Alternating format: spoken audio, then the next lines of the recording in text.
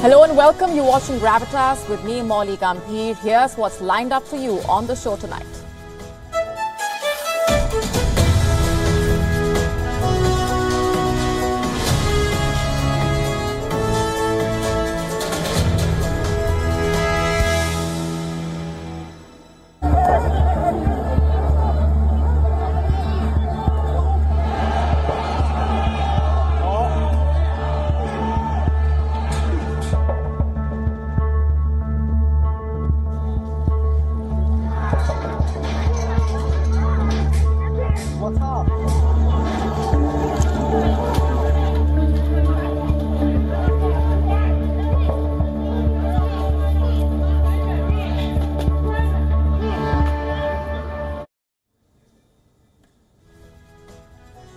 When was the last time you heard about protests in China? China's zero COVID policy has been slammed time and again across the world, but protests against that policy on the ground have been escalating. And tonight on Gravitas, we get to the story of a factory in China which is in focus because of such protests.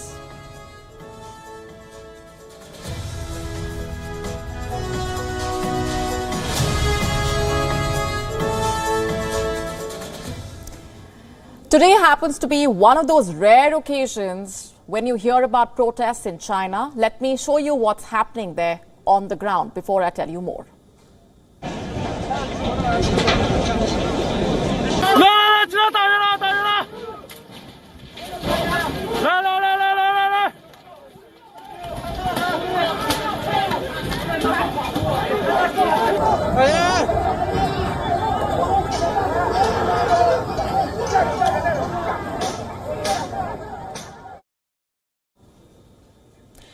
Chinese workers are protesting in the world's largest iPhone factory. This factory is located in Zhengzhou, which is a city in central China. iPhone's parent company Apple does not operate this plant, Foxconn does. Foxconn is a Taiwan-based company. It is the world's largest contract manufacturer, also Apple's biggest iPhone maker. Foxconn Technologies accounts for 70% of the iPhones shipped globally. Most of these iPhones are made in Zhengzhou. In fact, it is called the iPhone City. There are smaller plants in other Chinese cities, in India as well. The Zhengzhou factory employs around 200,000 people. In late October, the factory adopted a loop system. What is that? Under this system, workers were asked to live on site. Think of it like a boarding school for factory workers. The logic that was given was the loop system would prevent the spread of COVID-19. Now, this happened on the 13th of October. On the 21st of the same month, COVID-19 restrictions at the plant were tightened. As per reports, workers complained that there were food shortages, the living conditions were poor, enough measures were not being taken to protect the workers from COVID-19. Also, those coming down with the virus were not being looked after properly. By the 30th of October, migrant workers started fleeing the Chinese factory. On the 1st of November, Foxconn comes up with a way to lure back the workers. The company says it has quadrupled bonuses. The workers were also being offered higher salaries. The measures worked and the factory welcomed new workers. But many of these workers now say that Foxconn is planning to delay the bonus. In the videos doing the rounds on the internet, some factory workers were heard chanting, "Give us our pay."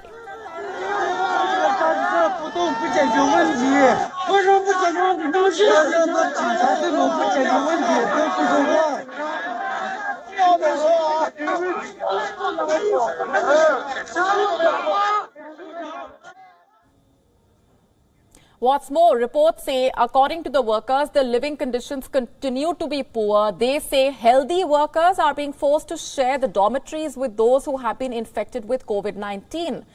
And the result is this: rare scenes of open dissent.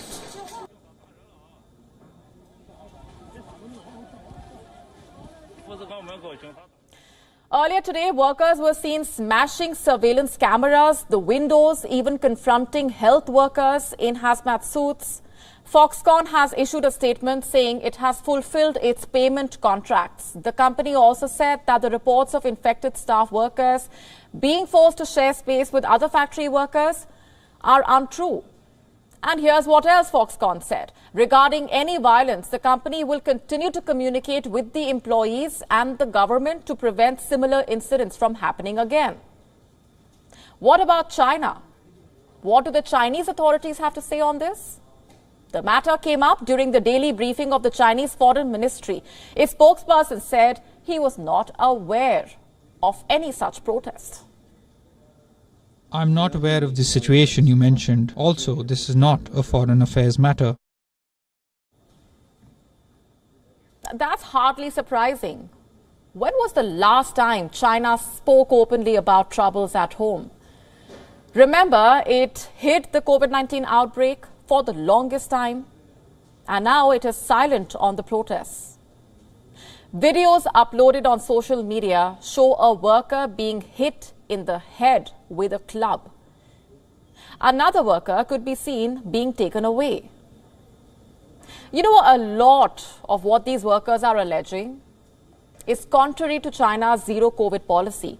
The country claims to be hell-bent on defeating COVID-19, no matter what cost it comes at. What then explains the lapses in the basic COVID-19 protocol? Something as basic as quarantining the infected employees. Should one read this as China's desperation to keep the factory's production unaffected? It's no secret that China's zero COVID policy has hit the country's output. It has hit the supply chains. Apple itself has moved the production of iPads from China to Vietnam. A lot of Indian suppliers have been roped in as well. Reuters last month reported that iPhone output in Zhengzhou factory could fall as much as 30% in November. Now, China is a country that thrives on being the world's factory. Can it really afford to be seen as an unreliable production hub? Can it afford to lose more factories to neighboring countries? A dip in iPhone sales ahead of the holiday season means horror, and China knows that. And it looks like China was trying to prevent the slump at any cost. Reports say the Communist Party of China had earlier ordered grassroots cadres to fill in for the employees who had fled the Foxconn factory. It even asked the retired soldiers to go join the factory. A similar message was also sent out to the government workers. But should the questions only be directed at China? Should China alone be blamed for the poor working conditions in a Chinese factory, or is Apple equally responsible? After all, Foxconn is Apple's supplier. And Apple is a company with a history of extreme workplace practices. As recently as October, Apple workers in Australia were protesting. They said they were underpaid. 2 years ago, there were protests in India. Workers in Foxconn's Bengaluru plants also had salary-related issues. They said there were too many deductions and that they were not paid on time. In 2010, there were a string of suicides at Foxconn's southern China plant. At least 10 young workers killed themselves by jumping from the factory's roof. In 2019, the China Labour Watch took out a report. It accused Apple of exploiting the Chinese workers. Let me read out what the report said. Multinational corporations helped drive economic development in China, but they have also exploited the loopholes in Chinese labor laws. And here's the bigger question. As Apple offshores its production to Asian countries, can it wash its hands off the workers' welfare? Shouldn't Apple also be questioned?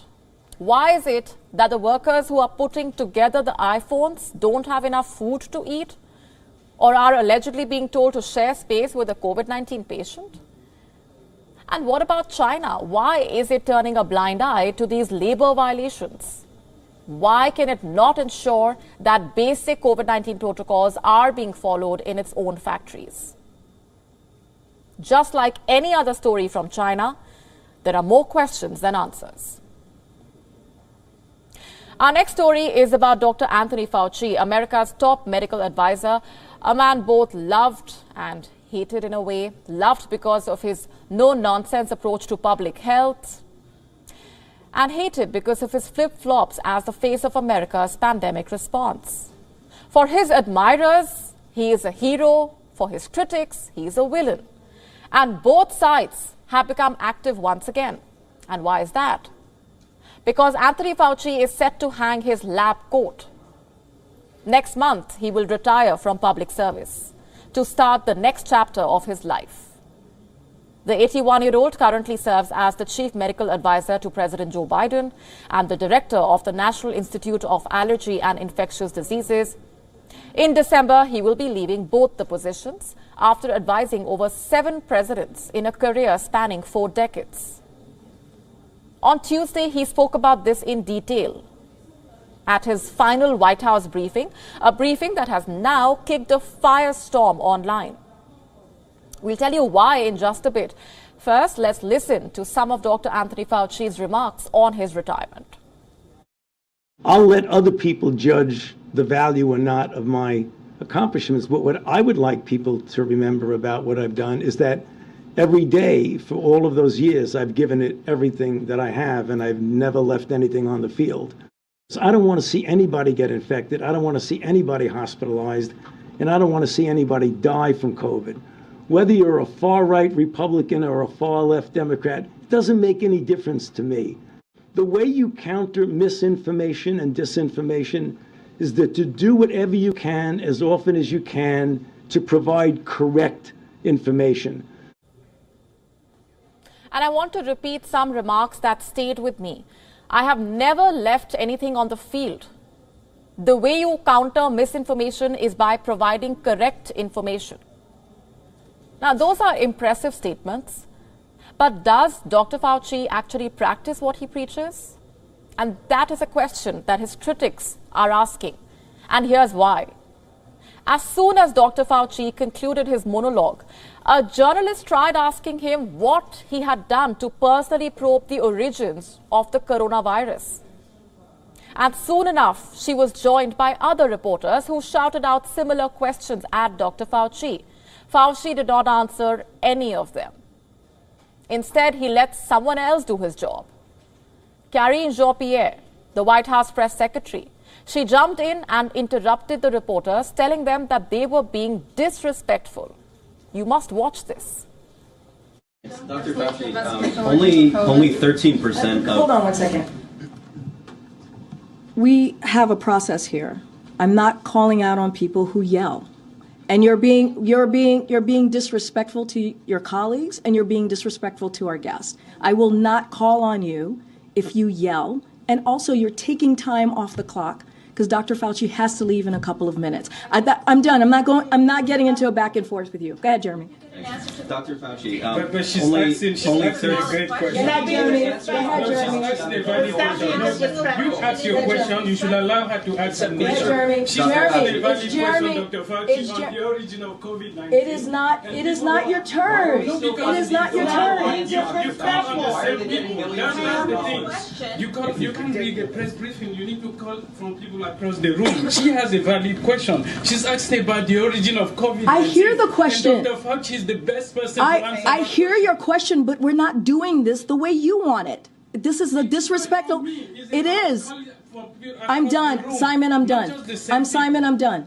I'm done with you right now. Go ahead. Go ahead. Go ahead. You're taking time away from your colleagues. Go ahead. Only 13% of it.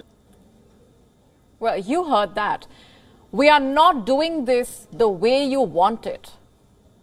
When was the last time you heard reporters being told this? Wasn't that exactly how the Trump White House would function? My point is simple.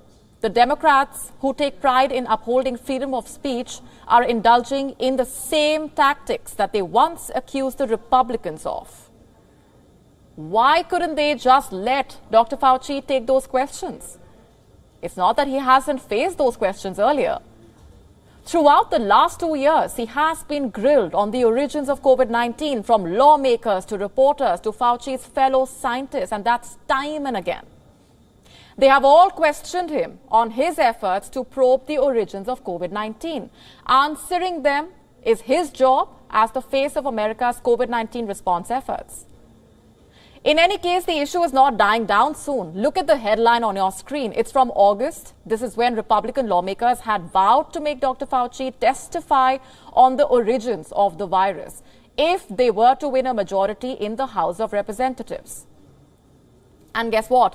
Not only have the Republicans secured a majority in the House, but they are looking to execute their vow. That is, investigating Dr. Fauci over COVID-19, making him answerable before a committee. It's not a question of if, but when. So whenever the probe begins, what can we expect from it? To answer that, we'll have to look at Dr. Fauci's track record on the COVID-19 origins. It is a sorry tale of U-turns and flip-flops. In May 2020, Dr. Fauci ruled out the lab leak theory. He said in an interview, and I'm quoting, "This could not have been artificially or deliberately manipulated. All signs indicate the virus evolved in nature and then jumped species." In March 2021, he again brushed aside the lab leak theory, calling the remarks of ex-CDC director on it an opinion. The former CDC director, Robert Redfield, remember, had said the virus originated from a lab. And this is what Dr. Fauci said in response. Obviously, there are a number of theories. Dr. Redfield was mentioning that he was giving an opinion as to a possibility. But again, there are other alternatives, others that most people hold by. And 2 months later, when 18 prominent American scientists published a letter and said that the natural spread and a lab accident were both viable explanations, Dr. Fauci took a U-turn and said this, I'm quoting, "I am not convinced COVID came about naturally. The US should continue to investigate what went on in China until we continue to find out, to the best of our ability, what happened." And then in June, Dr. Fauci again spelled out his dilemma and said that there could have been other origins of COVID-19. Let me quote once again, "The most likely origin is from an animal species to a human, but I keep an absolutely open mind and there may be other origins. It could have been a lab leak." Now, here's the thing. Good science takes time. It took scientists months to come up with a vaccine, months more to realize that the virus could have been made in a lab. In an ideal world, Dr. Fauci could be forgiven for his flip-flop on the COVID-19 origins. But we don't live in an ideal world, especially not the Americans. They are living in a time of polarization, misinformation, fear of science, and vendetta politics. Dr. Anthony Fauci could be a victim of all four. I'm not saying this, surveys are. Back in 2021, a poll was conducted. It asked Americans what they thought about Fauci's remarks on COVID-19 origins, whether he has been truthful or whether he has misled the public. And this is what the survey showed. Nearly 61% of the voters said Dr. Fauci was truthful to the public concerning how the pandemic started. In contrast, 39% of the respondents said the country's leading infectious disease expert had misled the public. And around the same time, another poll was conducted. It asked Americans if they believe COVID-19 was created in a lab. And this is what the survey showed. Only 31% of Americans said they thought the virus had evolved from nature. But a whopping 60% believed that it was created at the Wuhan lab in China. What does that tell you? That yes, most Americans agree the virus could have been man-made, but they also disagree on whether Dr. Fauci was truthful about this. Blame his incoherent messaging, the polarized coverage of COVID-19, or just his differences with the Republican Party. There is no way Dr. Fauci is going to escape this debate anytime soon. He may be leaving his post, government service, but the lab leak theory is here to stay. Our next story is about the Associated Press, an American non-profit news agency headquartered in New York City. Last Tuesday, it carried a report that sent alarm bells ringing the world over. The report in question was about alleged Russian strikes on Poland. It said that a senior U.S. intelligence official had claimed that Russian missiles crossed into Poland, killing 2 people. And within minutes, the report went viral. It was widely cited across the internet and television news. But the very next day, it was taken offline by the news agency. And why is that? Because of a quote-unquote egregious error. What kind of error? The claim that Russia had fired the missile. It hadn't. So AP took down the report and its editor issued an apology. But that is not what this story is about. This story is about what happened next. Have a look at the headline on your screen. It is from the Associated Press itself. Read carefully. It says, AP fires reporter, reviews sourcing rules after Poland error. Yes, as a damage control measure, the Associated Press has fired the reporter who apparently provided them with the inputs. Who is this reporter? His name is James Laporta. He used to report on national security for AP, but now he has been dismissed by his employer and deemed primarily responsible for the error. Now, this has triggered a debate online, a debate on whether one employee can be held accountable for a mistake committed by an entire organization. Whether a reporter can be made the quote-unquote scapegoat for a mistake committed by his entire team. I say this because in the news business, a story goes through several checks.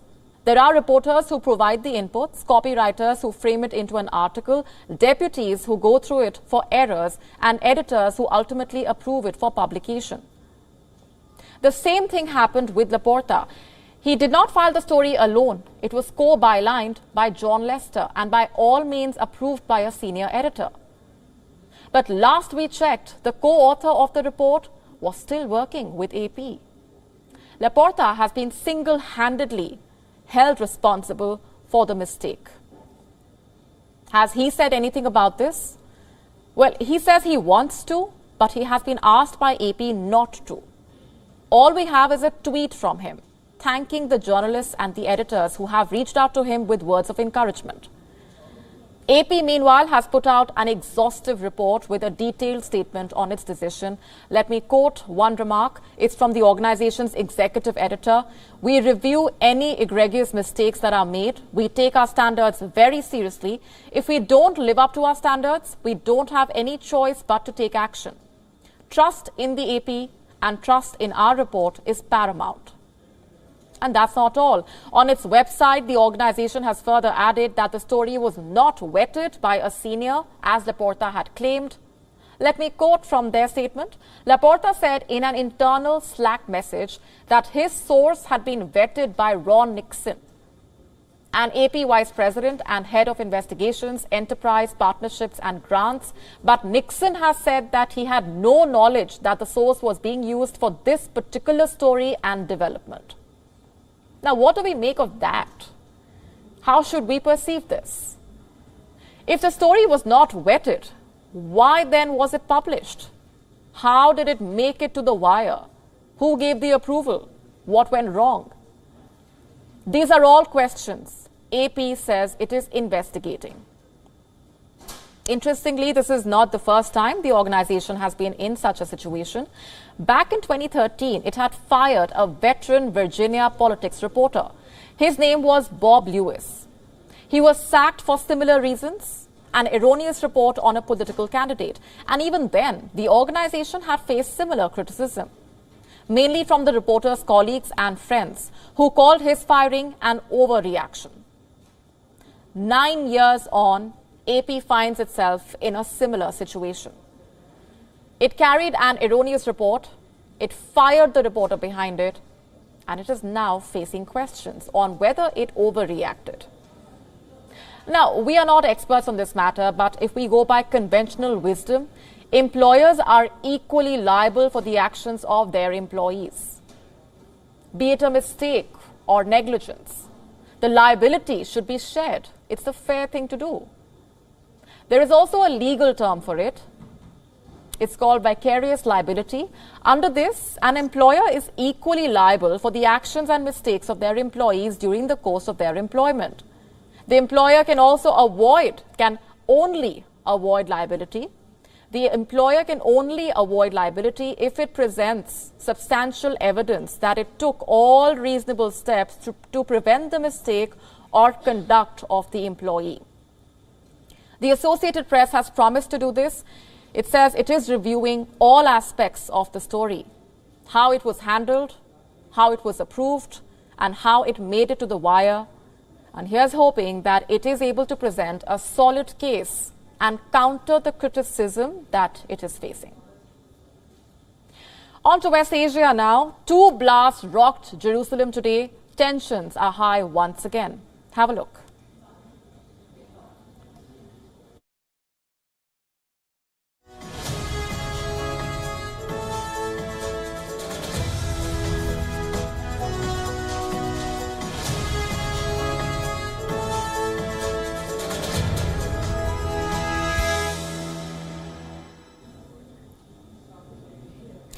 This is the first bomb attack on Israeli citizens in over 6 years. Already, we have seen several deadly attacks this year. They involved guns and knives, but the use of explosives is a significant escalation. Both the bombs went off at bus stops in the morning. The first blast happened right at the entrance of Jerusalem. The next bomb went off within half an hour at the city's remote junction.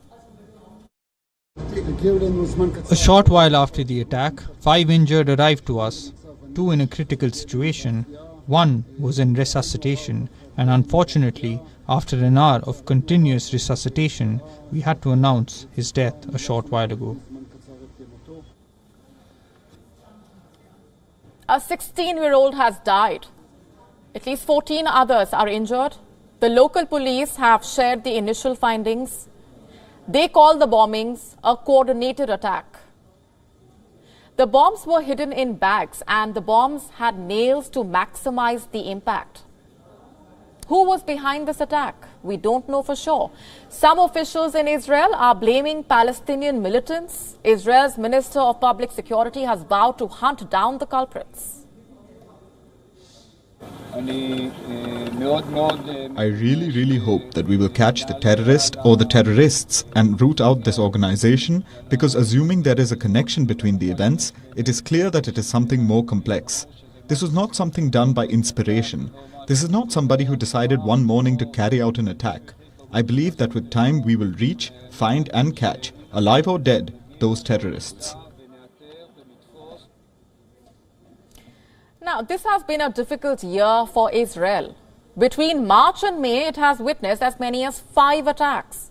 19 Israelis and foreigners have been killed. Israel's leadership was forced to respond. The Israeli army decided to intensify the raids in the West Bank. That campaign led to the deaths of more than 100 Palestinians. The Palestinians stake claim on the West Bank, but Israel has occupied it. The UN still calls this territory as occupied. Just today, scores of Palestinians marched to the streets of the West Bank. They were carrying the coffin of a 16-year-old boy. He was shot dead by Israeli forces. This is my son. When he heard the occupation forces are raiding the area, his friends took him with them and gave him a gun. He went with them to resist, and now he is near God. These incidents of violence have received international attention, especially after the deaths of Palestinian-American journalist Shireen Abu Akleh. She was shot and killed during a raid in May. There is now a heightened threat of more violence, and that's because more hardliners are about to take power in Israel. Benjamin Netanyahu is trying to cobble up a coalition. His far-right allies are expected to receive senior roles within the government. That means tougher action against any incidents of violence. One of the names that has caught everyone's attention is Itamar Ben-Gvir. He wants to become the minister for the police force. Already, he has shared some ideas. How will he counter incidents of violence triggered by the pro-Palestinian groups? by shooting at them. And I'm not saying this is actually what Ben-Gvir wants to do. He wants to empower the police officers. They could be allowed to shoot at perceived threats. Ben-Gvir visited the scene of the blast today. He wants Israel to launch a campaign of targeted assassinations in response. בצורה מפורשת צריך לגבות מחיר מהטרור, לחזור לסיכולים הממוקדים, לעצור עכשיו את החפלות בבתי הכלא הביטחוניים, להפסיק את תשלומי הרשות תומכת טרור למחבלים. אפשר לעשות את זה, אני לא אדבר פוליטיקה, אבל חייבים להקים ממשלה כמה ש... He is not the only one provoking the rivals. A spokesman for Hamas today praised the blasts, but he did not take responsibility for them. The Hamas is a powerful political entity in Palestine. It controls the Gaza Strip, but at its core, the group is a militant movement. They are best known for their armed resistance to Israel. So what is Hamas saying about today's blasts? They have linked them to the crimes committed by the Israeli occupation and the settlers. An obvious reference to Israel's raids in the West Bank. In 2021, both Israel and Hamas fought a major conflict. The fighting lasted for a little more than 2 weeks. Hundreds lost their lives. Thousands were injured. The latest wave of the violence and the hawkish stance by the leaders on both sides is sowing the seeds of yet another confrontation. And we hope this does not lead to another conflict. But until both sides can dial down the tensions, the risk of a war will always be there. Let's now take a look at what's happening in Iran. The protests against the regime are still underway. Every day, more instances of defiance are taking place. This is despite ultimatums and a brutal crackdown. Our next report getting you the latest updates.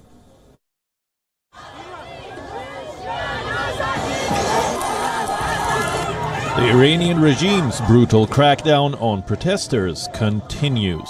The UN called the situation critical after 2 16-year-old boys were among 6 killed over the weekend. Since the nationwide protests began on the 16th of September, over 300 people have been killed, including more than 40 children. 2 16-year-old boys were among 6 killed over the weekend. Protesters have been killed in 25 of Iran's 31 provinces, including more than 100 in Sistan and Baluchistan. Other sources report an even higher number of deaths. The Norway-based Iran Human Rights Group says the toll has reached 416. It says 56 people were killed in Iran's western Kurdistan region.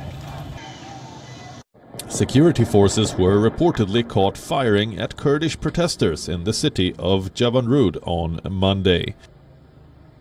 The regime's forces have been accused of shelling Kurdish residential areas and firing machine guns at the Kurdish protesters.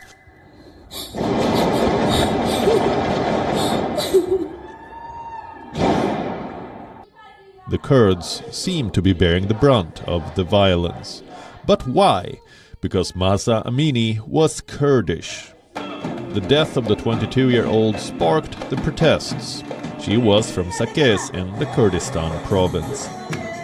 So, the Iranian regime has decided that the Kurds are to be blamed. And it isn't just the Kurdish minority in Iran.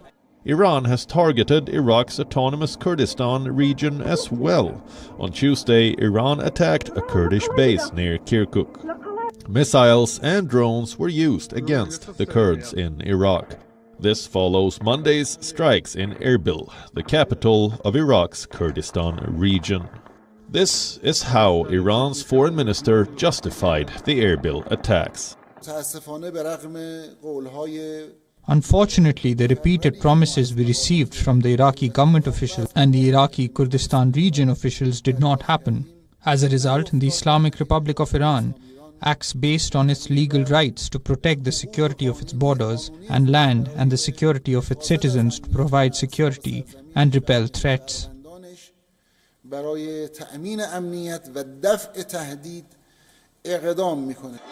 Tehran says Iranian Kurds are taking refuge in Iraqi Kurdistan.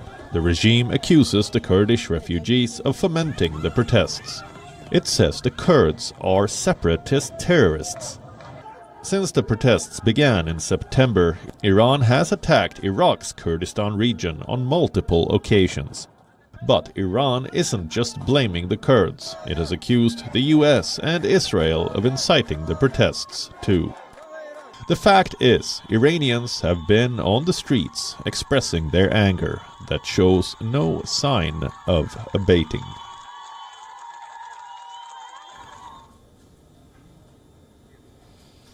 Every other week, we talk about gun terror in America.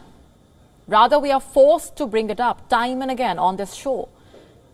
Because every other week, there are incidents of terror that make us question how many more lives need to be lost before America realizes the need to scrap its archaic gun law. On the 19th of November, a 22-year-old man opened fire at a gay nightclub in America. 5 people died, 17 others were injured. It hasn't even been a week and we already have another case of gun terror coming in from America. Here's what happened. A person opened fire inside a Walmart. 6 people died, several others were injured. This happened in Virginia at 10 p.m. local time. One can imagine that given the time of the year and the approaching Thanksgiving weekend, the Walmart store was more crowded than usual. In fact, witnesses say the shooting began at the back of the store. Emergency calls were soon made to the police. The cops responded, but the shooter had already killed 6 people. Cops say the shooter was a Walmart employee. While our investigation continues, we can tell you the following. 6 victims have died. 4 victims are in area hospitals with conditions unknown at this time. And the suspect is dead from what we believe was a self-inflicted gunshot wound. He wanted to know, was the shooter an employee of Walmart? And we were able to confirm that. Walmart is America's largest retailer. It released a statement earlier today saying it was left shocked by this tragic event.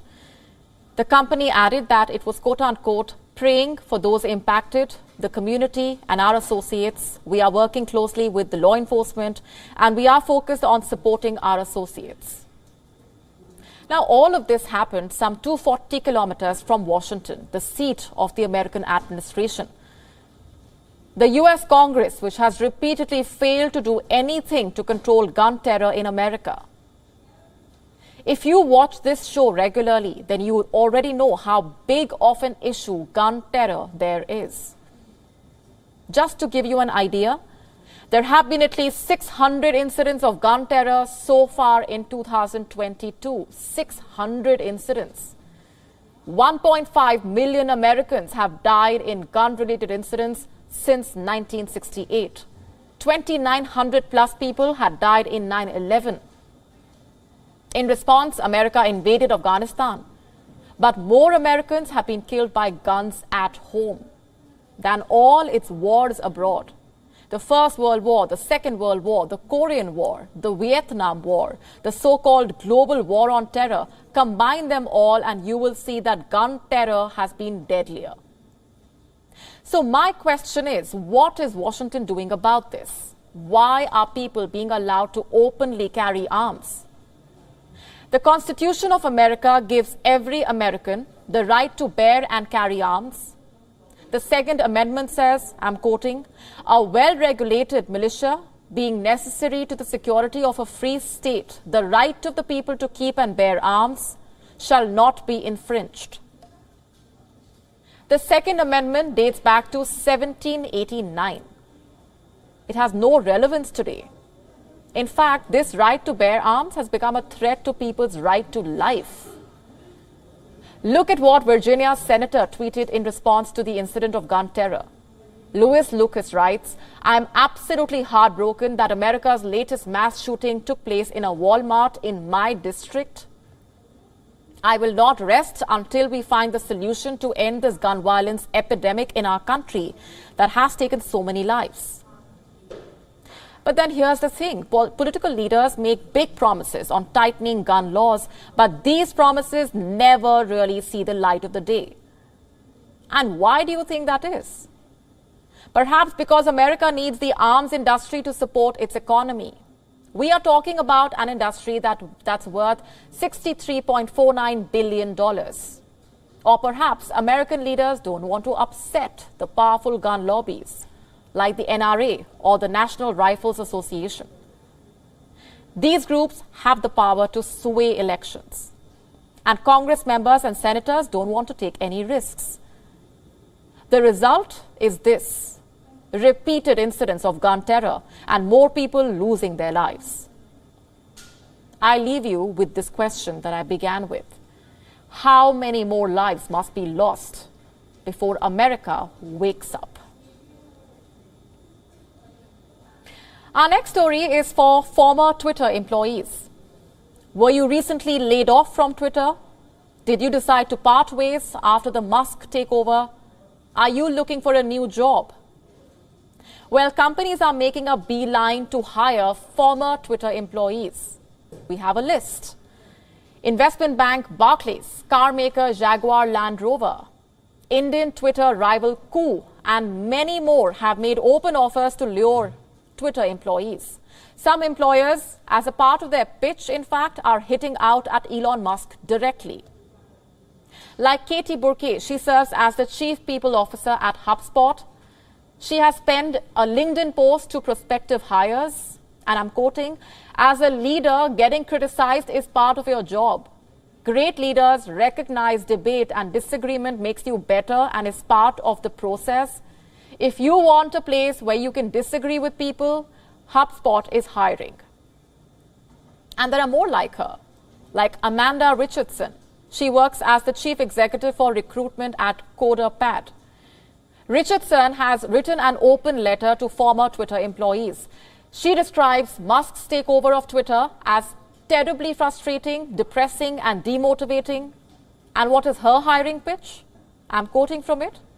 "At CoderPad, we believe your skills say it all, not where you sit, not if you sleep at work, not working 7 days a week for 18 hours a day." Barclays says it has 3,000 positions open. The investment bank's chief operating officer, Mark Ashton Rigby, too has offered support. He said, and I'm quoting, "I'm a firm believer that when one door closes, another one opens, and out of adversity can come opportunity.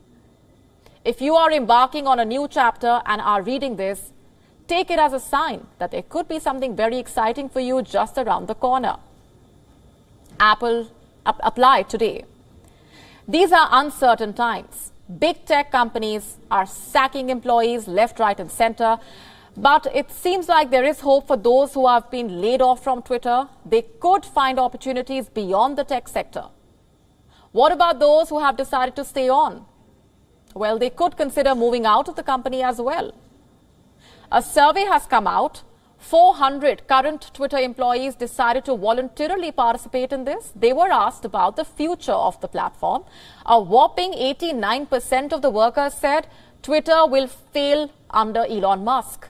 Just 2% will recommend taking up a job at Twitter to their friends and family.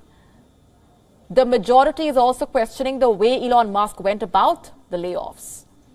63% think the mass sackings could have been avoided. They believe the business could have been restructured or the company leadership could have taken a different route. But Musk continues to stand by the layoffs. He recently said, "The best people are staying, so I am not super worried." Experts, however, are disagreeing. Listen to this.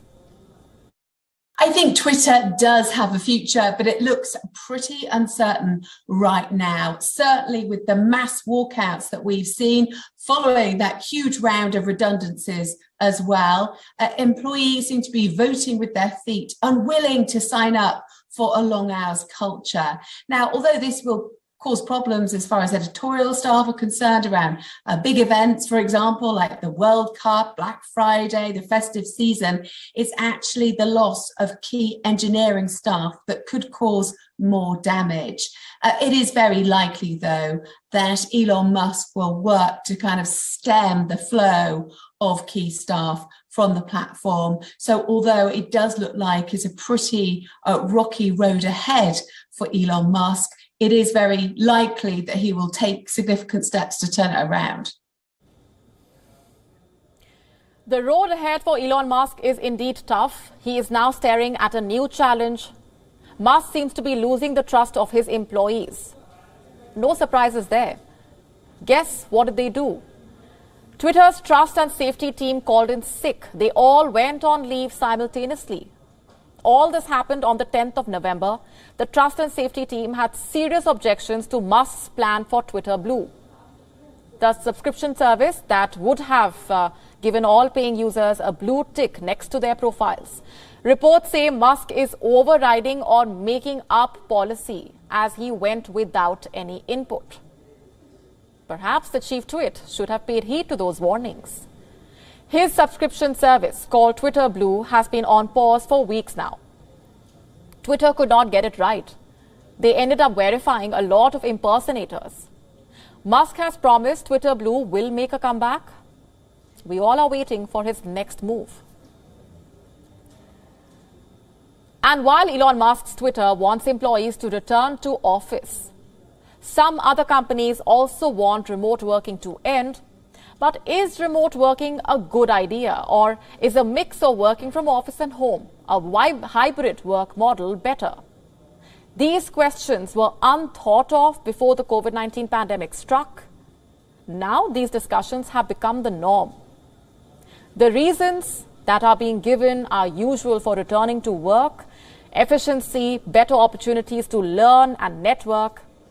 But some in Gen Z disagree with that.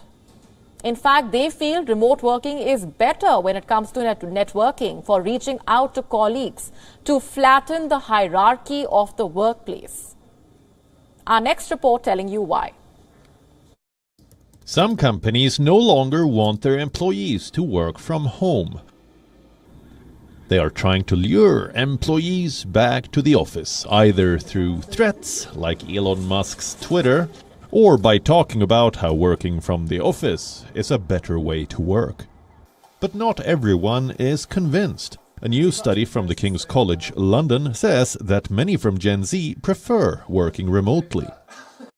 45% of 16 to 24-year-olds said they find it easier to ask questions while working from home. Many say it's easier to volunteer for key tasks as well. Some even think that networking is easier online, though most agree that building connections is harder remotely. Around 1 in 5 actually think it's easier. Remote working might be breaking down traditional workplace barriers. For some, it could be easier to communicate with the boss via text or email than meet them in their cabins. A message could seem like a simpler way to connect rather than scheduling a meeting. So, in a way, remote working helps in flattening the workplace hierarchy.